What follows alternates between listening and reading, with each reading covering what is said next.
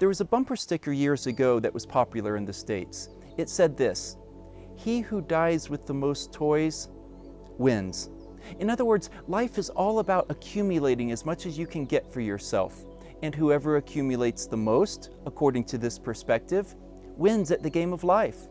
Well, I once read a response to this bumper sticker. And if you've ever read the book of Ecclesiastes, you might be tempted to think that it was written by King Solomon himself. It says, "He who dies with the most toys still dies." And in today's reading from Ecclesiastes 5-6, Solomon says there are numerous reasons why it makes no sense at all to waste the few years that we have here on earth trying to accumulate wealth for ourselves. He begins in chapter 5 by talking about how we approach God. He says, don't rush into the presence of God with all the things that you want to say, all the things that you want Him to give you and do for you. Remember, this is Almighty God you're approaching. He's the Creator, and you are His creation. So He says, let your words be very few.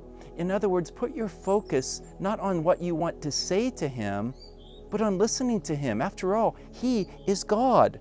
He says specifically, don't offer the sacrifice of fools, which in this context is talking about the religious person who goes to the presence of God and with all of his religious acts and his many words thinks that he can somehow manipulate God into giving him what he really wants because God is so impressed with him. Solomon says, don't do that. Instead, he says, fear God. In other words, approach Him as if He's God, acknowledge Him and honor Him and surrender to Him as God. In other words, he's saying your relationship with God is not about getting what you want. It's about seeking what it is that He wants. Beginning with verse 10, Solomon goes on to say, and even if you do get everything that you want, it's never going to satisfy you.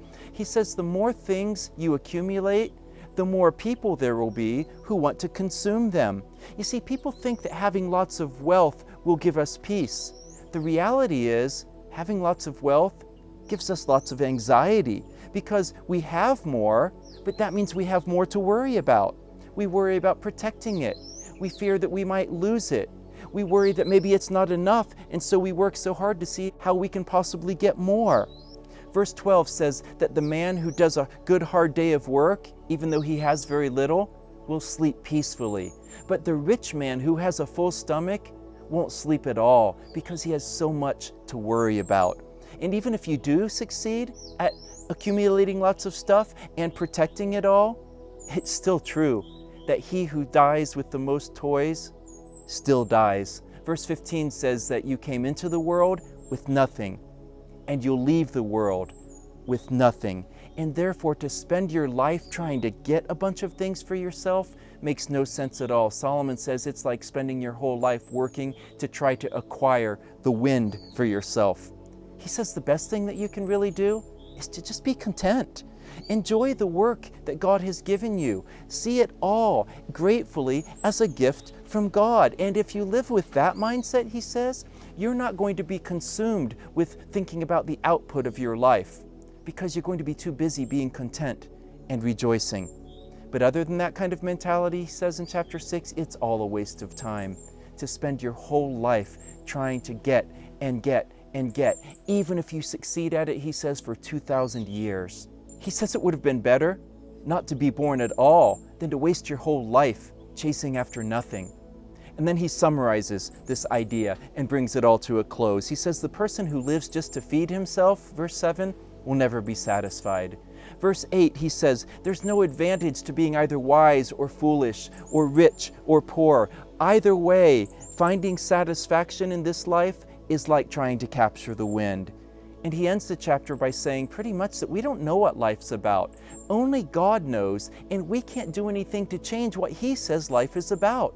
And the more we try to do that, the more empty and futile life becomes. He says our efforts to make something of ourselves is like a fleeting shadow that's here one moment and then it's gone the next. It's very simple, he says. He who dies with the most toys still dies. So stop trying to chase the wind, he says. Instead, seek the Lord. Rejoice in Him. Rest in Him, and simply trust Him to be God.